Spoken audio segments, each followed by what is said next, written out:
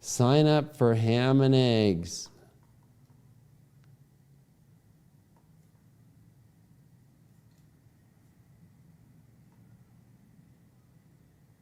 Women keep plan organization efficient.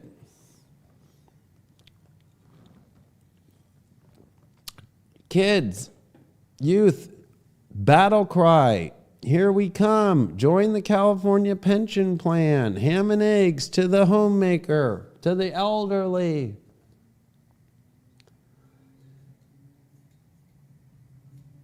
So when you think Trump's out there in China and they're saying like, oh, are the American like farmers gonna still get the good deal? Probably not. They're gonna probably have to give ham and eggs out to people. And that'll be their way of saying, at least, you know, we're doing something.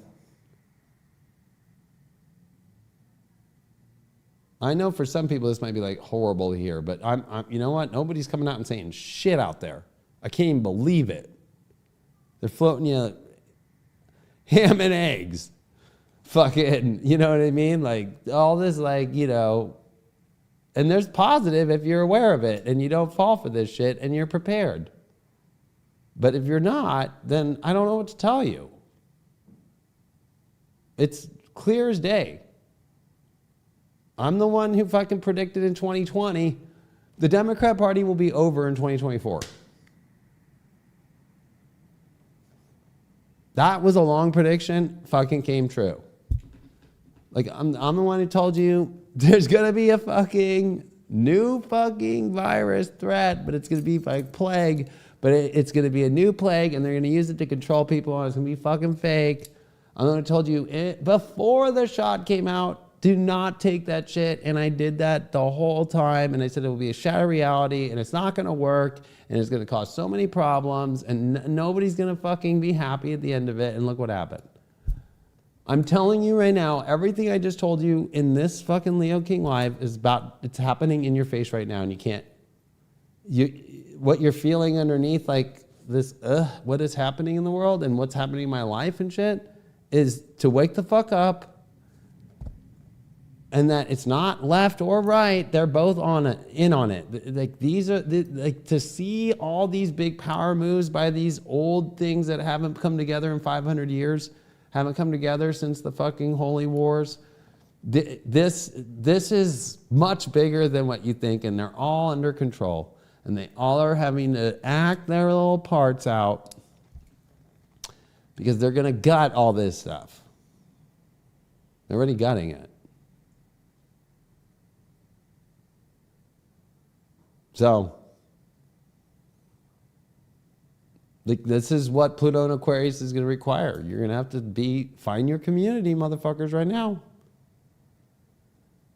You know, like, Neptune coming back into Pisces, Uranus in 2 weeks coming back into Taurus. This ain't going to be for the weak. It's going to be for those that have to really find it within them and be, you know, very Taurus, right? Uranus, like you're going to have to find your utility. You're going to have to use your talent here and connect with community. And if you can do that, you'll be fine.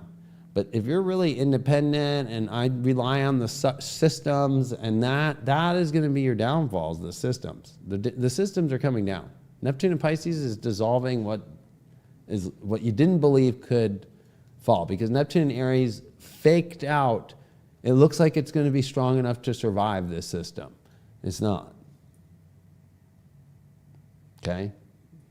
Even Jupiter in Cancer is not like, Jupiter's like, I can offer a new solution, I can offer a new road for safety, but I can't offer safety to what's not going to move forward.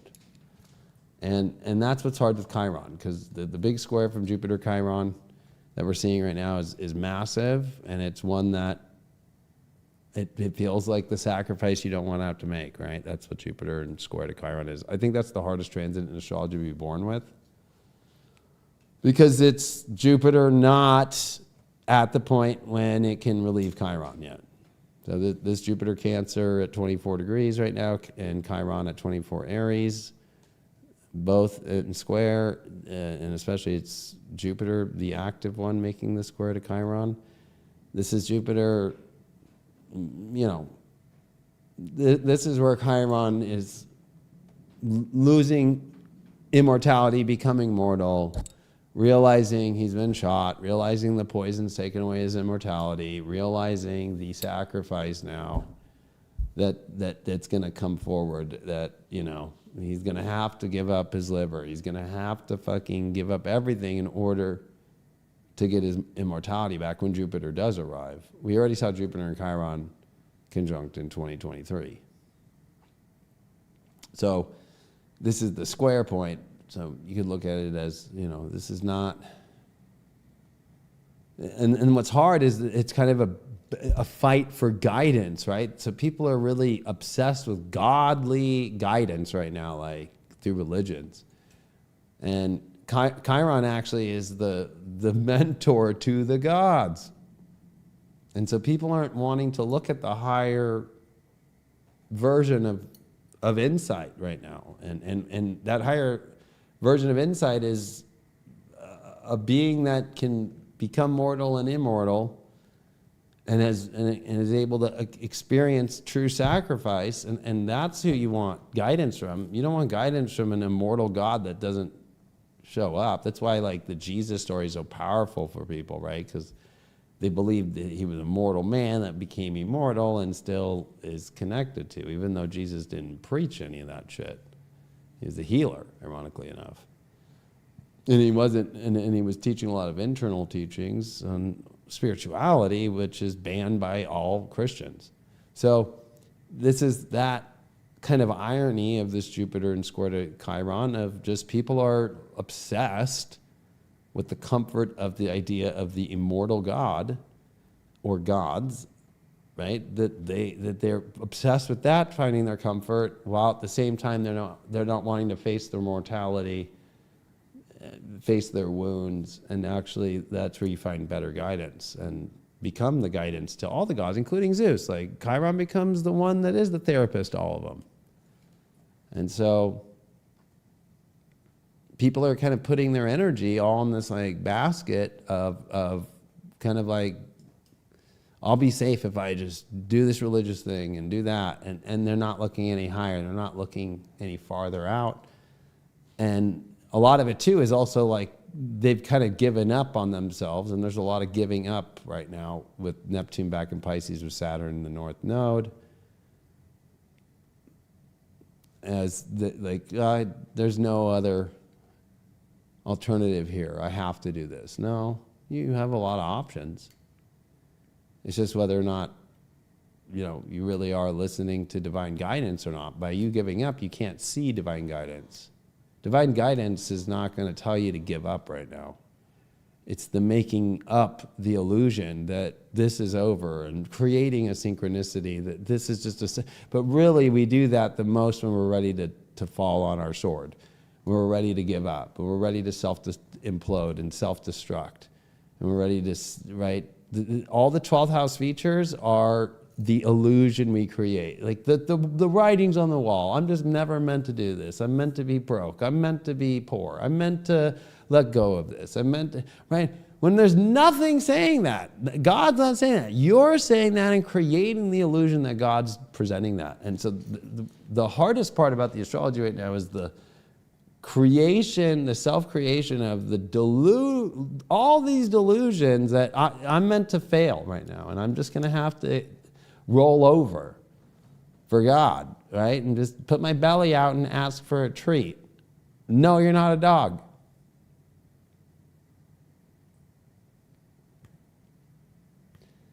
Right? And this South Node Virgo makes you think it's really simple. I just end what's not working and I'll just make it work this way, right? It's like, no. This South Node Virgo is like, stop being so stressed over the issues and find radical solutions. And you know what? You're watching the elites do some really weird ass shit. I'm not saying you have to do the same shit, but you got to find that there's innovation There's different tools out there. There's amazing technologies out there. There's awesome shit. Pick up your fucking ass off your fucking crying ass, weak ass self right now and fucking go change some shit. Find community. I'm not going to want to like watch all these people all over the world start becoming babies over the next fucking 3 months. It's going to happen. Everybody's going to be like, oh, and then, oh, I just gave up to the church. It'll be the church that'll probably do digital ID. They used the churches to fucking push the shot on the ground.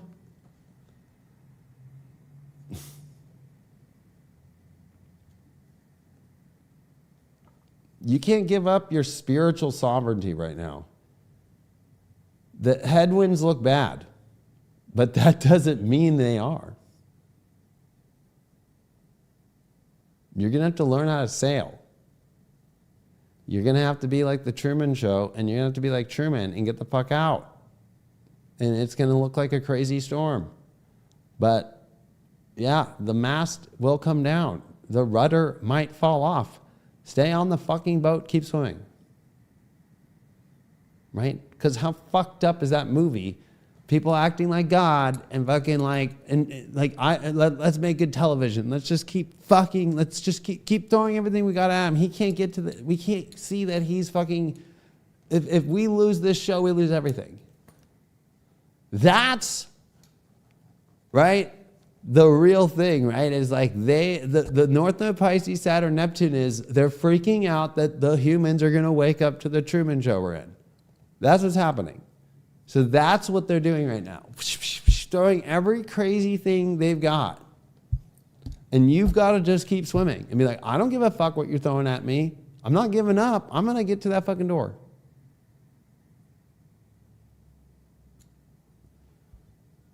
But you know what? There's not a lot of light workers left. There's not a lot of people that will say it straight. They're too afraid. I can't believe that more people are even afraid now. It's like COVID all over again. Like, oh, let's go with the narrative. Go with the narrative. Go with the narrative. And you don't see a lot of people speaking out anymore. They're all afraid. Go join a fucking Charlie Kirk fucking TP USA fucking new fucking church, right? That they're putting up. Like, it's all set up. And just go into the doors that they want you to go into and live in the Truman Show. Right? I guess I'm not supposed to be the milkman anymore. I'm going to be the banker. I'm going to be this person now. No, you're just getting moved around. They didn't care about those characters. No, you're not. No.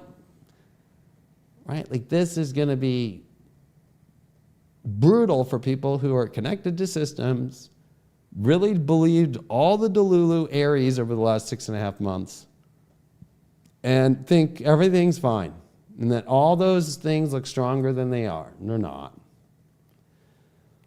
And when all the systems start falling apart, which they already are, I mean, right now, I'm sure there's somebody watching this who's connected to EBTs and food stamps or SNAP or something, and they're freaking out right now. Hey, don't give up. But get off the drug of the EBT. Get off the drug of needing and being dependent spiritually off this shit, right? Like, sovereignty and your own fucking power this is where you find your spiritual power. And you know what? It's not a good look when you start seeing these events of all these religions coming back together to the same house. There's something crazy and big happening, whether they're going to go, what's the new Aztec empire? Is it China?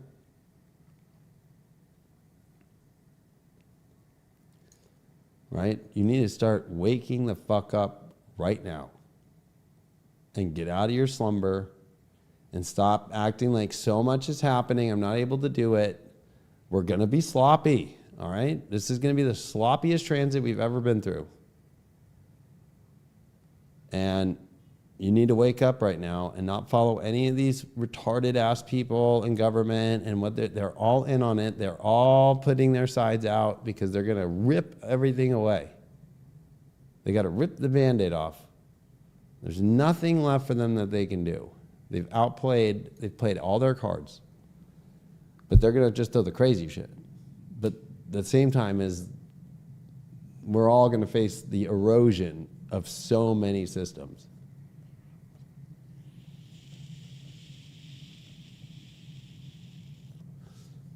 And my prediction is we're 2 weeks away when that Uranus, after the full moon in Taurus, and Uranus 2 days after retrograding back into Taurus, that's when it's going to start getting holy shit real.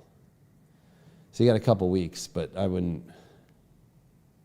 you got to use this 2 weeks to like get your power back, get out of the delulu, like stop telling yourself self-criticism. I guess I should quit. This is going to be too hard. There's no more energy. Like all those are your own bullshit.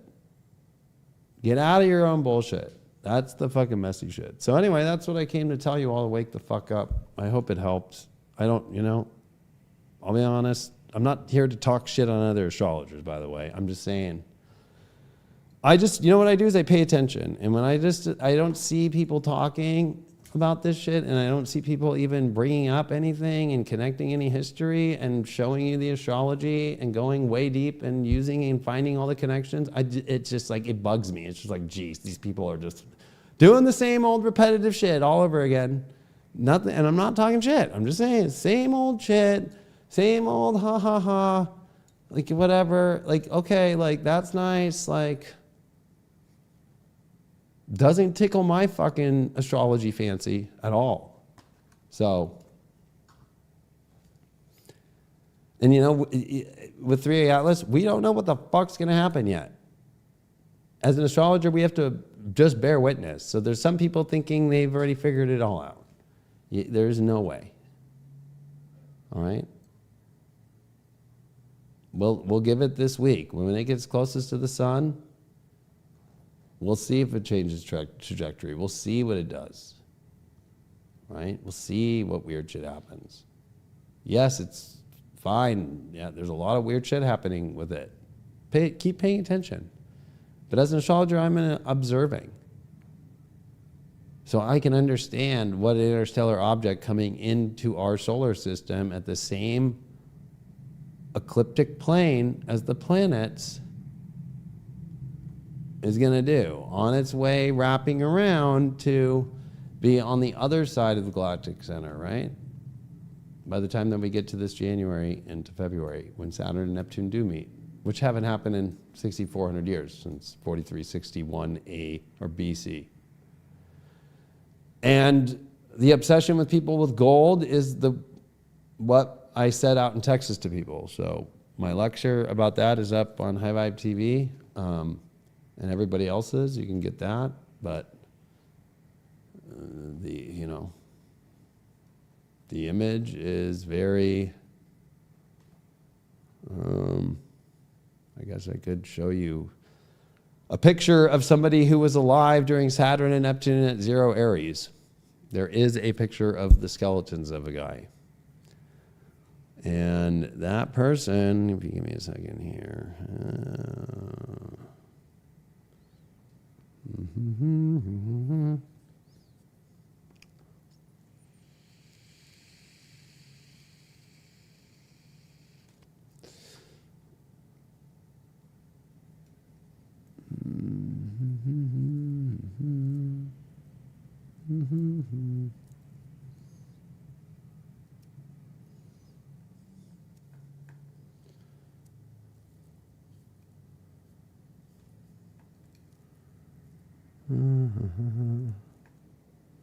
I found it.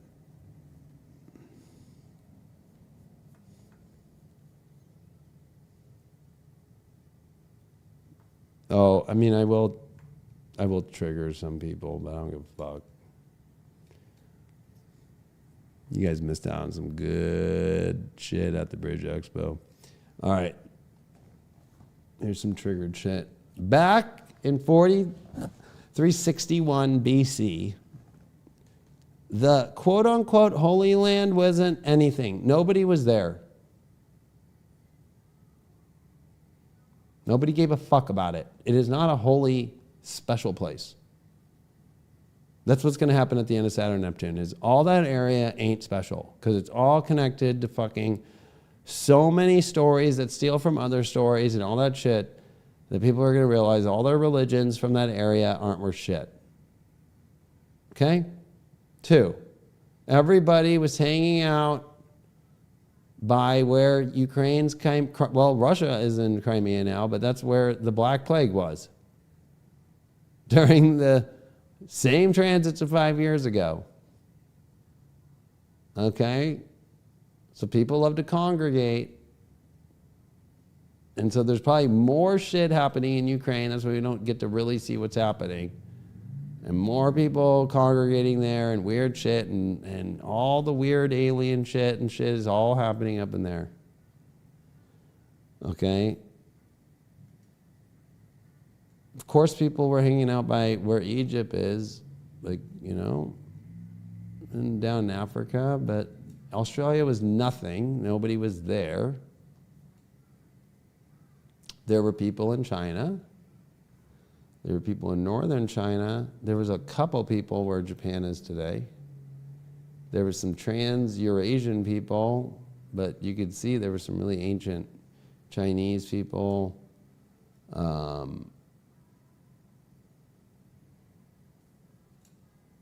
Over in the Middle East, there was a couple tribes. And then if you go to the North America, like, there was the Plano and the Folsom tribes.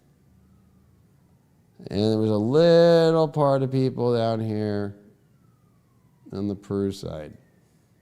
Nothing else that was going on, except some hunter-gatherers. Okay, that's 1. 2, there was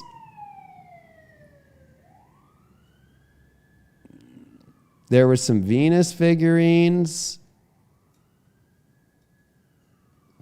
So I know when girls think about Venus, this was the Kim Kardashian of the 4361 time. All right, this is like what the look was. Woo! All right, ladies, get your fucking figures right. Shit. So Saturn, Neptune, Aries do not bring out the Venusian, because it's the opposite of Venus's home, Libra. It's going to be ugly. Okay? Just reminding people that the beauty ain't going to look so pretty. Right? Here's another one. Oh, wow. This is the earliest known Venus figurine. Actually, people are looking like this more and more and more now. By the way, only fucking 20% of the population is thin like me. The rest are fucking looking like that. So, don't feel bad. Right?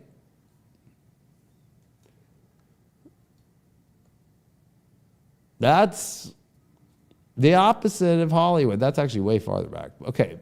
The other thing, fuck. Hold on one sec. I have it right here. It's like, yeah.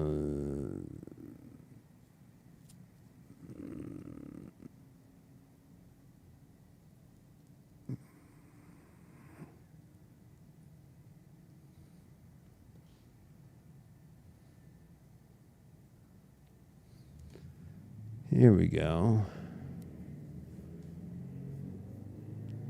So gold, this is like, they thought that these old, really old cultures, because they just found just bones. Nobody was like buried with gold, but then they started finding only less than 0.0001% of the world had like gold and gold figurines, right? When they started doing excavations during the same time, okay, as fucking the same Saturn-Neptune transit coming.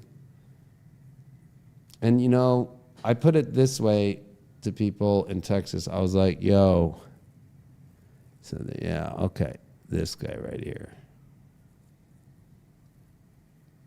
6,500 years old, same thing, right? Just a handful of graves, making them the first evidence of social hierarchies in the historical record. A whole new social hierarchy is coming, Saturn, Neptune, and Aries. And it's really weird because they're advocating to some, right? They're advocating to anybody who's wearing massive gold. So, you notice Trump has made the Oval Office gold and fucking, okay, it's a little weird. The gold, price of gold's the highest it's ever been. And what's really weird about this is these are the people who are talking to the aliens and given the control of the hierarchy system. Don't follow anybody flaunting gold.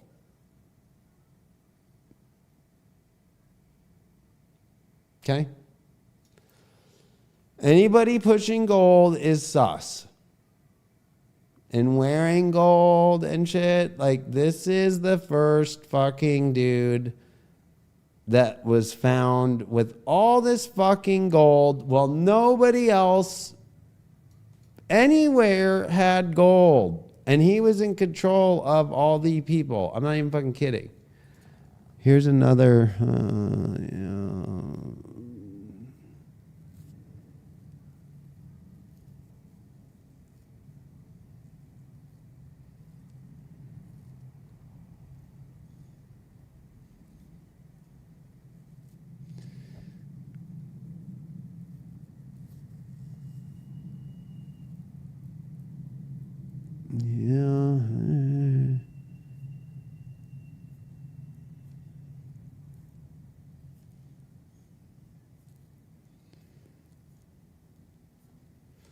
oh, I have it in here. If I can.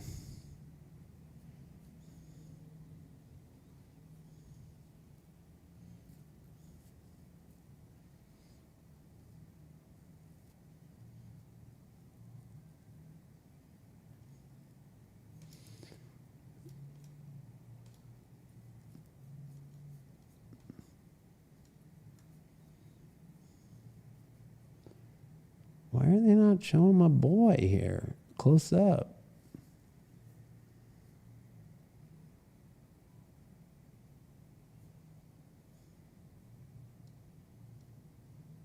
Oh, here we go.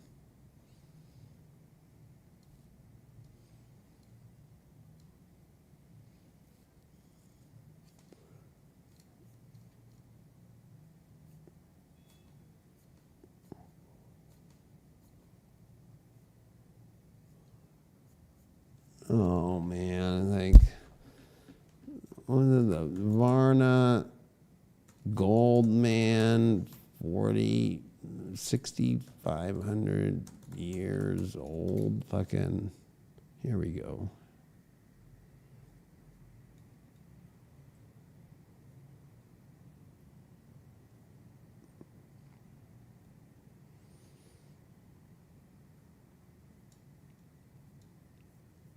Remember that the last golden age, they keep talking about, oh, the golden age. Okay, and here you go. Like, they were so obsessed, they were trying to they fucking put this shit over his fucking third eye. He had a fucking staff, and the fucking staff is weird as fuck. All right.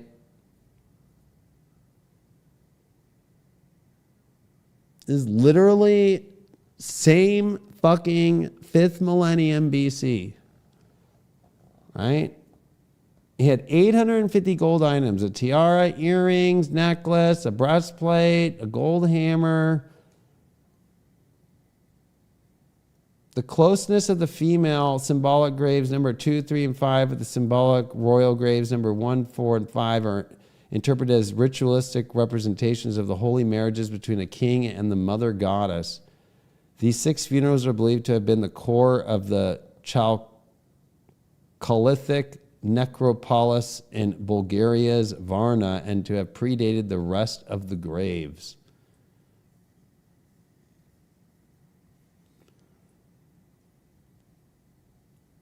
This is where it was the burial site. And ironically, where the Russia-Ukraine war shit's kind of happening, which is kind of creepy. Right? So they're kind of trying to show you what he probably would have looked like there.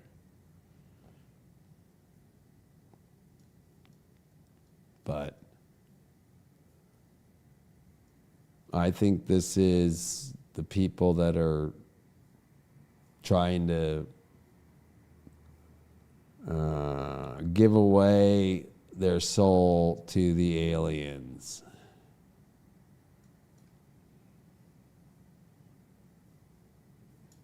To be at this top of the social hierarchy that began then, right? The oldest gold of humanity. And one dude just all wrapped around, and that dude at that time in that area is in control of all the people. So don't follow anybody with the shit. If anything, that's a spell.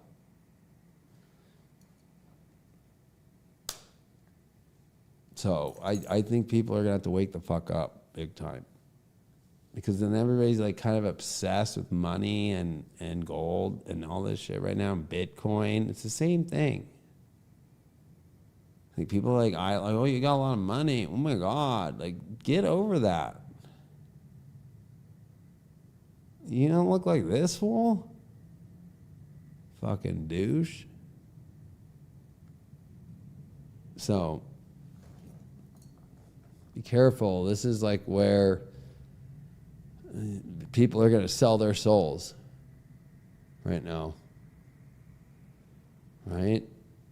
Buried 6,500 years ago. 6,500 years ago. Fucking, I'll pull it up. Just because some people are just still not getting it. 4361 BC. And let's go to the transit aspect of Saturn conjunct Neptune. We need to change it to transiting. And let's go back. There it is, March 2nd. There you go. Saturn, Neptune, the last time they conjuncted at 0 Aries. Find me another one. Then you won't find it. 4361 BC. At 0 Aries. Somebody else try and find me it. I've done all of my homework a long time. This is the date. Direct. 0 degrees.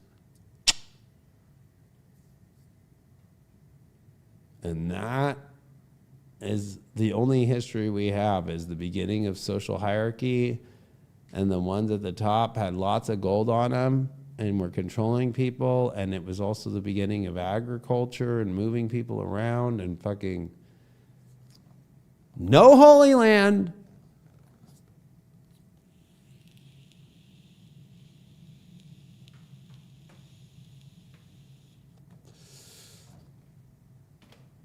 That's when the aliens came in and fucking started controlling people.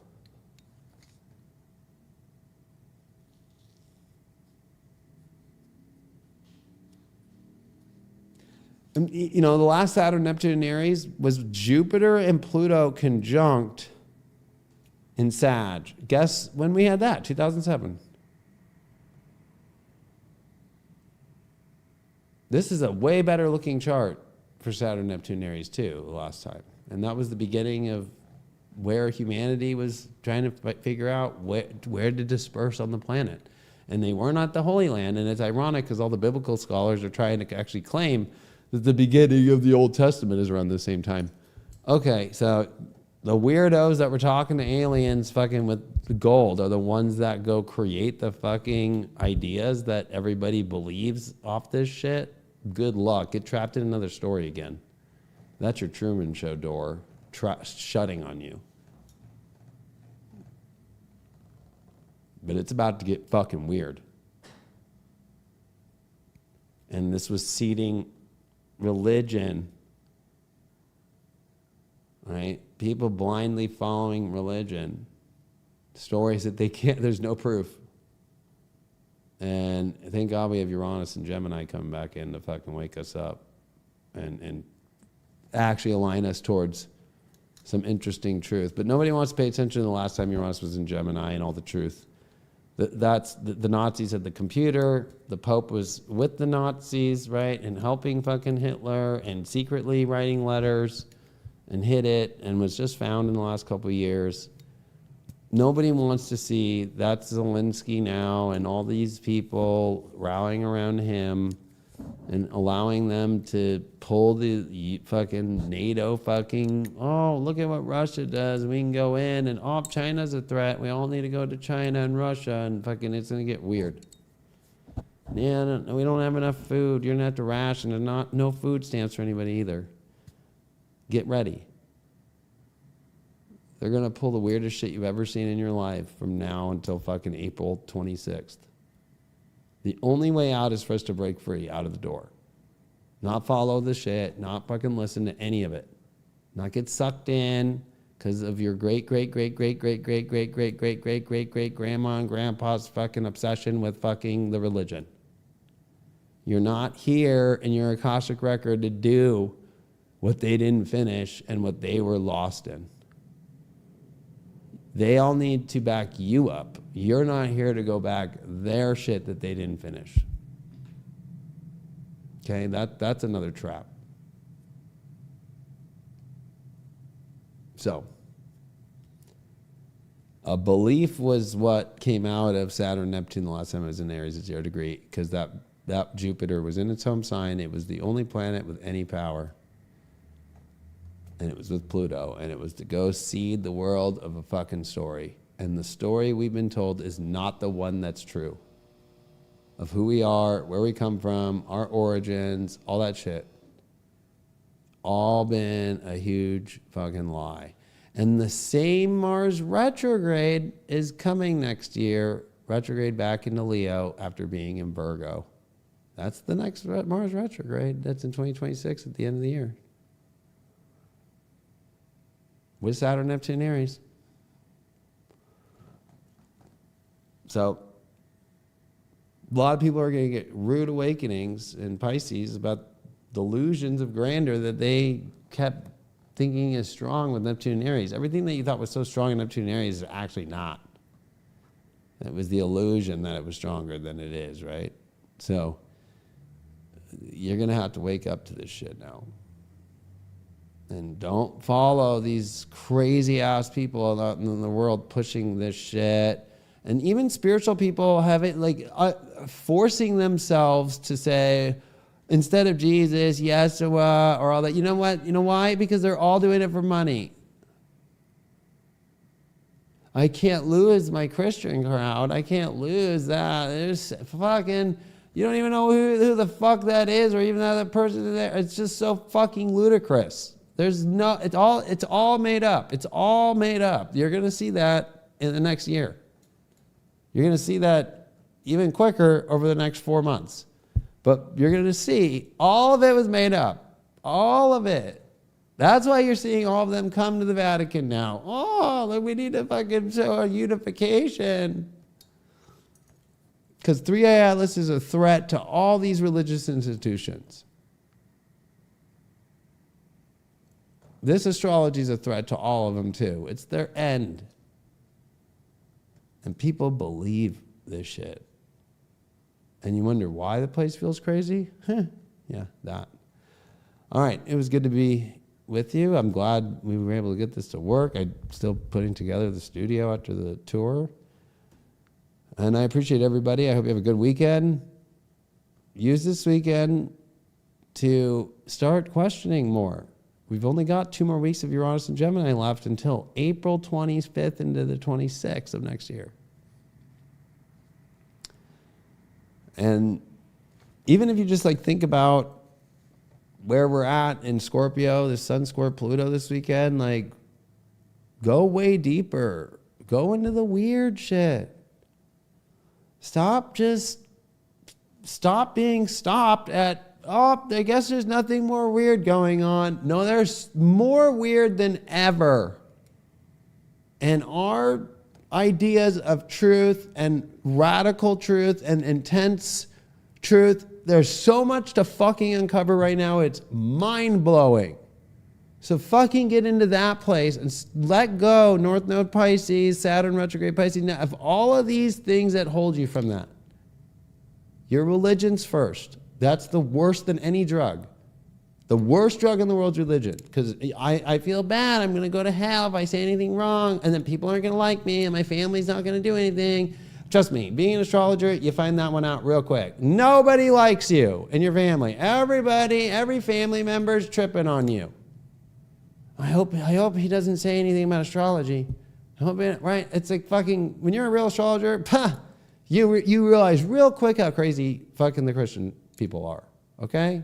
And then even Muslims and all religions, they all get weird. Okay? They act like they're into it. They're not. At the end of the day, guess what? Oh, that's the devil. Oh yeah, the same people who found your beloved Jesus, right? Yeah, okay. But let's write them out of the story, because that's, what had to happen in 325 AD in order to change everybody out of paganism. You're going to have to get rid of the story and make it not so powerful. And that's why you see in the Renaissance period so many drawings of the Magi with Jesus, because they're trying to wake people up. Like, what about that again? Okay? But no. And we're in a system now where now even you're getting the Anglican Church in England back with the Vatican. That's going to be a hard no. Right? But they'll turn you into a saint, make you feel special, the same way they rack millions of people up, and fucking how many people have been raped, killed, all in the name of that place. It's insane. Why do you think there's going to be a divine intervention? That's what they're all freaking out about right now. Don't let them find the door to the Truman Show out. We're going to just keep making it crazy, and so they'll stay in. Stay in your house. Like, be afraid of COVID. Now it's going to be afraid of anybody talking about how to change this matrix. They're not Christian. They're not Muslim. They're not this. They're not religious. They're not, oh my God. They believe in a God without having a religion. That's not allowed. You watch. Adios.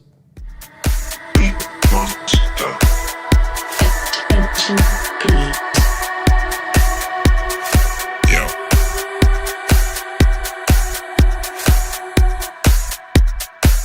Okay.